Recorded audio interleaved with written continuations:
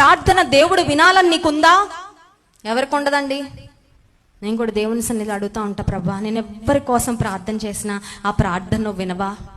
నేను నా కోసం, నా కుటుంబం కోసం, నా సంఘం కొరకు నన్ను ఎవరన్నా ప్రార్థన చేయమని అడిగినా వారి కొరకు నేను ప్రార్థన చేస్తే నా ప్రార్థన నువ్వు వినయ్యా.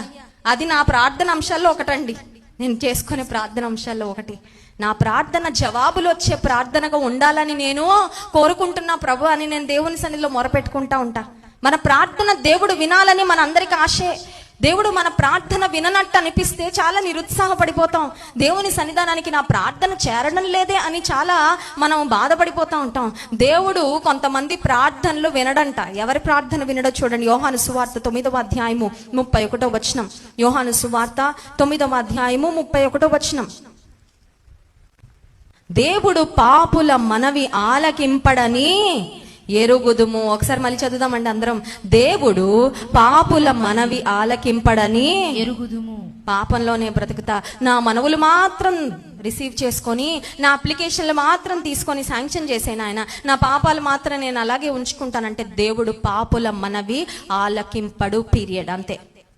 నువ్వు పాపంలోనే నిలిచుండి జీవితం ఆయనకి ఇంపుగా ఇష్టంగా మార్చబడకుండా, నువ్వు రక్షణ పొందకుండా నాకు ఇది కావాలి అది కావాలంటే దేవుడు అంటాడు, నీకెన్నిచ్చినా నువ్వు నిత్య నరకాగ్నిలో కాలితే నాకు ఇష్టం లేదు. నువ్వు ముందు రక్షణ పొందు, నువ్వు ముందు నీ హృదయాన్ని మార్చుకో, ఆ తర్వాత నీకు అవసరమైన ఆరోగ్యము, నీకు అవసరమైన ఉద్యోగము, నీకు అవసరమైన వివాహము ఏవి కావాలో అవి నేను ఇస్తా.